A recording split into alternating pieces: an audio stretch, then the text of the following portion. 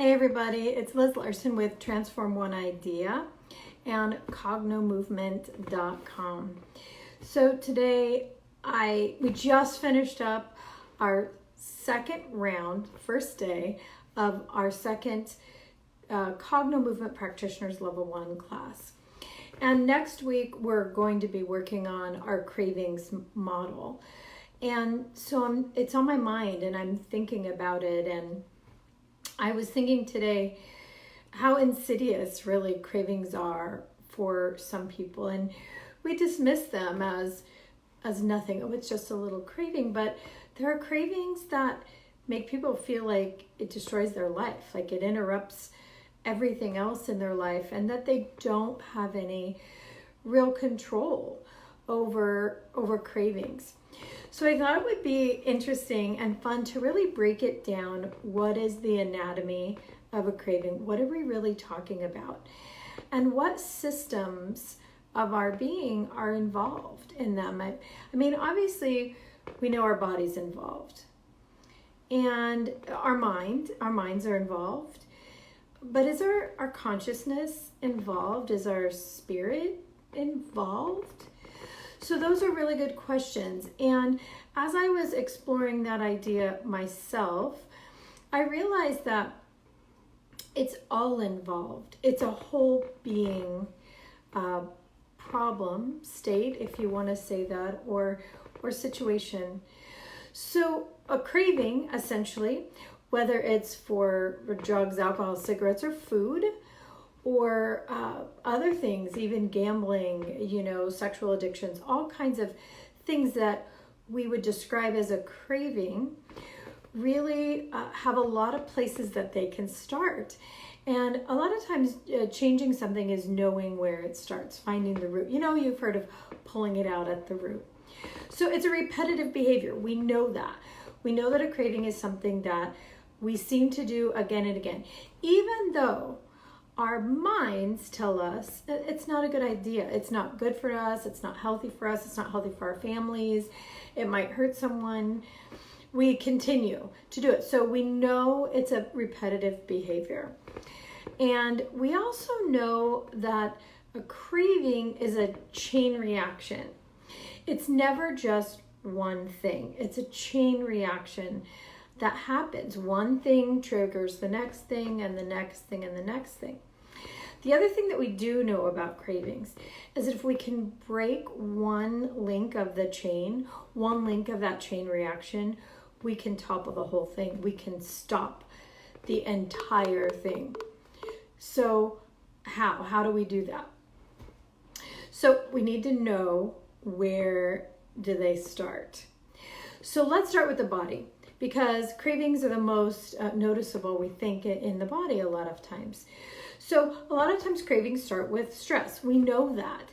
There'll be a stressor in our life. So work, our kids, our spouse, other family members, or a constant repetitive worry. So out of nowhere or out of somewhere, we may actually be able to see it, or we may not. A stressor starts to make itself apparent in our lives. What happens next after that? So stress happens. Then the body remembers something, a tool, something experienced before. So lots of times this doesn't happen in the brain first. It happens in the physical body. The body remembers. There's a sensation that we can get from somewhere that calms this down, that really tells our nerves to settle, tells our mind to settle, tells everything to settle. So the body remembers it.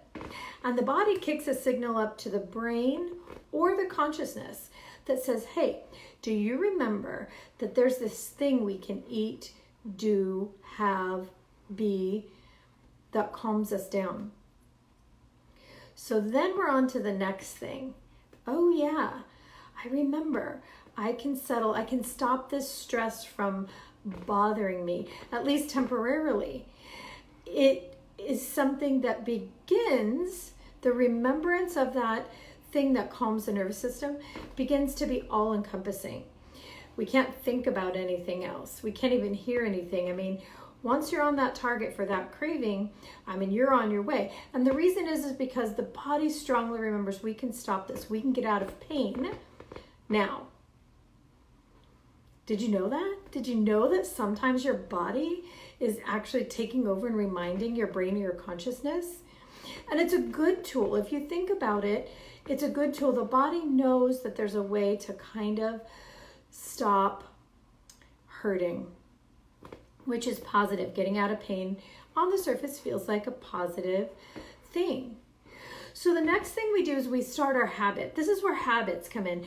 People think that a craving is all habit, but as you can see, at least in this case where the body's reminding the brain, that the habit starts after. So the habit is, how do I get that thing? So let's say it's potato chips, for example. How do we now get potato chips? The body has reminded the mind says, yes, we can calm down. We just need to get our hands on that thing, those potato chips. So how do we do that next? Well, now we go about our habit of doing it. Maybe our habit is that we keep it in our desk drawer. Maybe our habit is that we run to the market around the corner.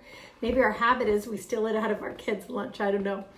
So examine that piece. What's your habit? How do you create getting that thing that calms the nervous system, that makes us get out of pain right now, that distracts us from that stress or that problem that we're having, that feeling in the end? It's the emotion in the physical body. So between there, though, there's an agreement that's made. Do you know you make agreements with your body? You do. We do it all the time. So there's an agreement. The body has reminded the brain and tells us, remember that habit that we do to get the thing we need to calm down. In between there's an agreement that's made. Okay, body, I hear you. I know that if I eat that thing, I do that thing, I smoke that cigarette, I take that drink, that I'm going to be able to calm. So I agree with you. We're going to go ahead and do that. So there's an agreement piece. Now, without the agreement piece, the craving collapses.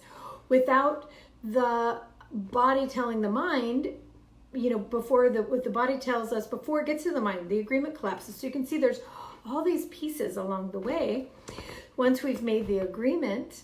And the agreement is interesting because it's a bigger overall thing. We have a standing agreement with our body that when we get stressed, when we get upset, when we get worried, remind me, and I'll give you that thing that calms you, calms the neurology. So that's a long-standing agreement before the action that becomes the habit. I mean, did you ever know that cravings were so complicated? They seem easy, they seem automatic, they seem unconscious, and they can be. But there's all these little steps along the way. So it's interesting, I met with a client once who was having an issue with alcohol. And I don't have an issue with alcohol, or I'm not an alcoholic, so I needed to understand what was her pattern that allowed her to actually take the drink, because an alcoholic, to have the negative effects, they take the drink, and that's what causes the trouble in their lives, according to many of them. So we walked through her pattern, stress at work, the desire comes to the mind to drink, because at work she said, without the stress, maybe she doesn't think about it again. Stress at work, drive home, the idea, the agreement is gained. It gets bigger, it gets bigger. The craving gets bigger, the physical sensation gets bigger, and the desire gets bigger. There's the opening of the door, there's the walking through the house, maybe you put your purse down. There's all these steps.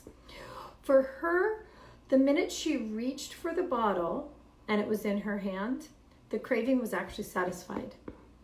She could feel as we walked through the steps, through the session, that her body calmed the minute she grabbed that bottle. That was it. The glass didn't even need to be full. The glass didn't even need to touch the lip.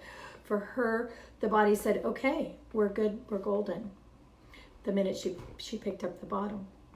So you can see there's this pattern of habit that has to happen for that craving to be actually fulfilled. So why are we talking about this? What's the solution here? Well, we're talking about Cognomovement, and we're talking about the level 1 practitioners training, and cravings is coming up next week. And so what we found is that anywhere along that pattern, there's a possibility of breaking what's called a calibrated loop. So that whole loop that I talked about again and again, where the body starts and then reminds the mind, and then we go about our habit, and before that we have an agreement. Anywhere along there, we can actually extract that piece and clear it with the Cognomovement ball. Because what the Cognomovement ball does is it has the ability, before the craving ever hits, to break that loop. And how do we do it? So the cool thing about the Cognomovement ball, it isn't an anti-craving. You actually get to fully experience the loveliness of the body calming and clear it with the cross-body movement, noticing the colors, noticing the shape. We've actually included some eye-accessing clues that make it, faster. So what are we doing? We're actually telling the body, we're unwinding, unbinding, uncreating the agreement in that case, that it's only that series of actions, that quelling and answering the call of the craving, that gives us a good feeling. We're now rewiring it and telling the body, nope, actually, that good feeling can come anytime you want it to. And here is the rewriting of that pattern, the rewriting of that code. So let's talk about another way that cravings happen, so you can get a more clear idea of this. Let's talk about an anchor. What an anchor is when we see something with our eyes, smell something with our nose, hear something with our ears, or touch something with our hands. So auditory, visual, kinesthetic, that reminds us, that triggers that thing. So you can have an item in your house at the front door that the minute you walk in, it's a little irritating, and it reminds you of something, that reminds you of something else, that reminds you of something else, and gets your body in a stress pattern again. You can hear a song that reminds you of a breakup that you had and reminds you how upset you still are about it, even though it happened 45 years ago, and it'll get your body in that motion again. So an anchor is anything that just starts it all in motion. If we can find the anchor with the Cogno ball, we can actually eliminate it before it ever happens. So that thing that you now notice, hear, smell, taste, touch, that starts that wheel in motion, if we know what it is, if we can get there, we can clear it instantly, so that the body now no longer has an agreement to start that cycle. The body now has a new agreement with the consciousness, with the mind, with the being, the soul, that we just don't do that anymore. So how do we know that it works, and it works so well? Client after client after client, cravings is actually one of the easiest things to clear, and it's really the most fun. And the stories that have come through Cognomovement are just, they're fascinating, and they really are amazing, and they change people's lives.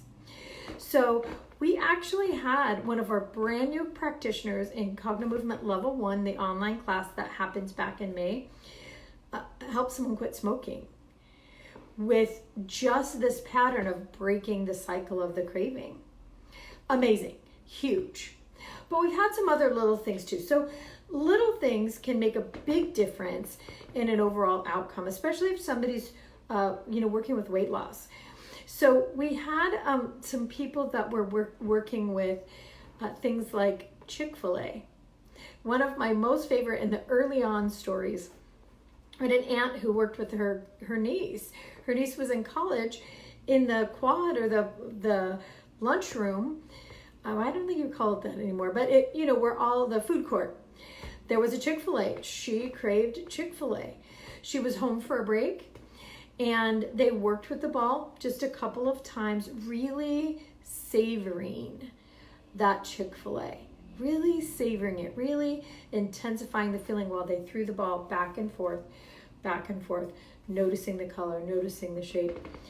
And when the niece went back to school, she found that Chick-fil-A wasn't even an issue. None of the triggers were creating that cycle. She said she could have Chick-fil-A if she wanted to, and not have Chick-fil-A if she wanted to. She didn't have it every day. She didn't need to have it several times a day. So huge in her life. You know, not having to think about, I got to go get Chick-fil-A. Not having to ingest the yuck that might be involved in Chick-fil-A. Fried foods, too many calories, stuff like that. Another one we had was wine. So one of our practitioners worked with somebody who just wanted to stop craving white wine. So she didn't want to stop drinking alcohol. She wasn't an alcoholic, but she felt like she drank too much white wine and she was craving it. So they worked with just specifically white wine. Now the client no longer craves white wine, doesn't have the taste for it in her mouth. Another trigger, another signal. You know, I crave it, I taste it, I gotta drink the whole bottle. Now she can have red wine, she can have a beer, she can have white wine if she wants to. It just doesn't hold the same magic for her anymore, which is incredible. I mean, there's a lot of calories in wine if you feel like you have to drink the whole bottle, or even more than one glass. Anything that you're doing more than you want to is too much. Anything that seems to take over your decision making, it's too much. You want to be able to take that back and stop the cycle. That's really what we're talking about here, is noticing and stopping the cycle. And the Cognomovement's amazing because we don't have to get into the reasons, the emotional stuff. We don't have to get into, you know, what happened to you as a baby that caused you to have a craving. We don't even have to really get into, you know, if it's that breakup that makes your mind go and then has you craving something that isn't resourceful for you, isn't healthy for you. Because all you have to do is focus on the sensation in the body. Where is there some discomfort? Where is there some sensation? You can focus on only that piece. Do a cogno session. I think I lost you there for a second. Anything that you notice there are things that you don't want that are unresourceful for you, you can change them. You can stop the cravings.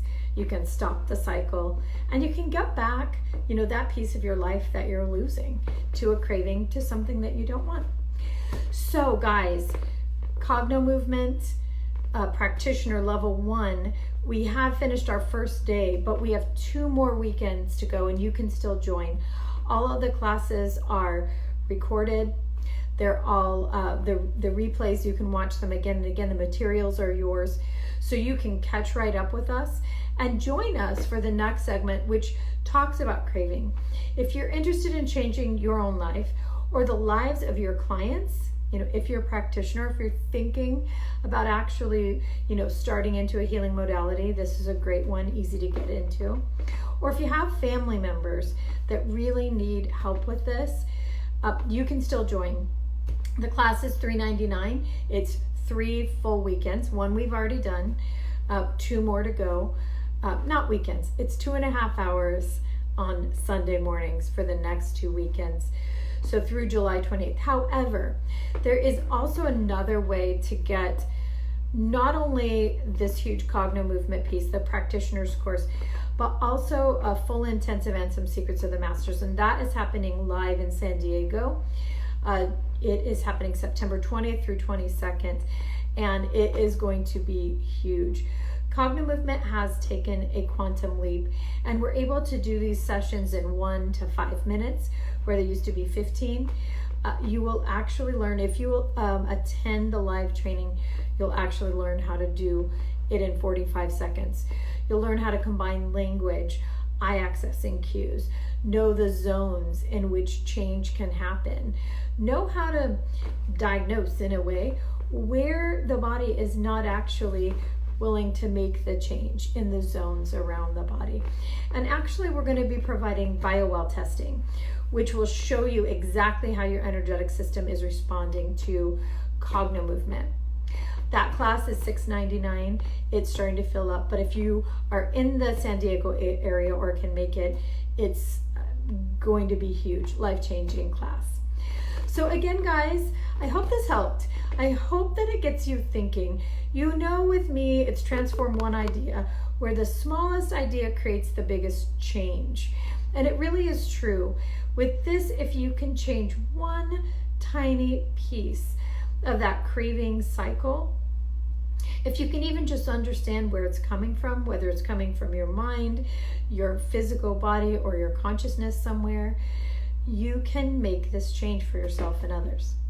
So if you have any questions, guys, reach out to me. I'm available. Transform1idea.com is my website. Transform1idea, the word one, @gmail.com. You can reach me, or you can reach out to the founder of Cognomovement, Bill Mckenna. Bill Mckenna events @gmail.com or cognomovement.com. And I have put in the description here actual links to this class. And if you're really looking for a way to help people create change or create change for yourself quickly, and I mean quickly, becoming a Cognomovement practitioner is probably right for you. If you want to know more about that piece, about becoming a practitioner and receiving 10 balls, not this one, but the soccer ball size, that you can sell to your own clients, it basically makes the class free. Reach out to us and find out more. And in the meantime, think about your own patterns. Think about what's serving you and what's not serving you. What's serving your body, what's not serving your body. What's serving your consciousness, what's not serving your consciousness. And see if you can create a change. One tiny change can change everything. Okay, guys, that's it for me. I'll talk to you again really soon. Ciao for now.